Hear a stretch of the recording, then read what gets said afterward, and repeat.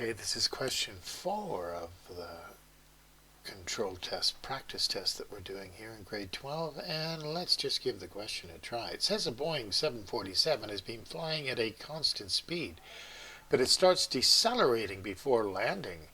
In the last few minutes before landing, the distance it flies is 20 kilometers in the first minute.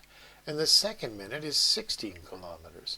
In the third minute is 12.8 kilometers.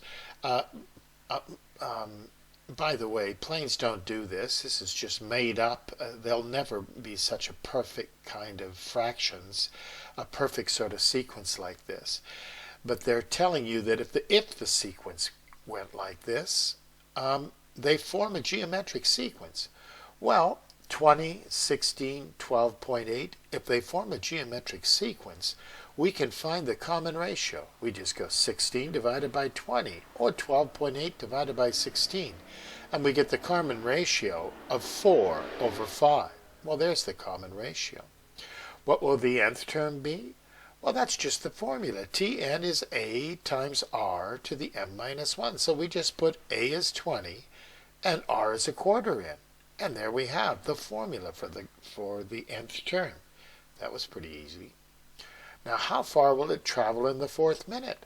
Well, all we do is put 4 into the formula. 20 times a quarter to the third power. And my calculator told me it's a fraction of a kilometer, 5/16 of a kilometer.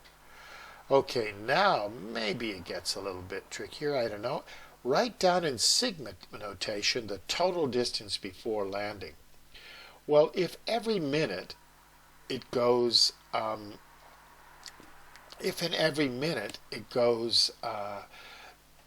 it just keeps multiplying the distance by 4 over 5, then we can actually think of it as a geometric sequence. And although it doesn't make any practical sense, what they want you to do is think of it as an infinite geometric sequence.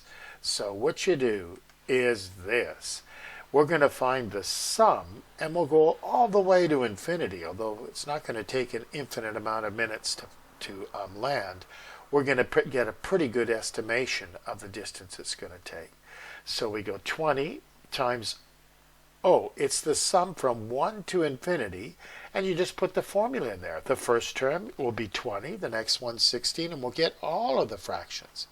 But determine the total distance it flies before landing.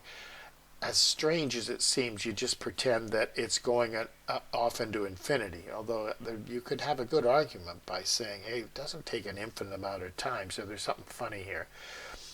But if you go 20 minus 1 minus r, a over 1 minus r, you get 100 kilometers. You know, if you did it in 20 minutes, you get something incredibly close to 100 kilometers. If you just put it in the regular formula and did it to 20 minus 1, you'd actually get super close to 100 kilometers.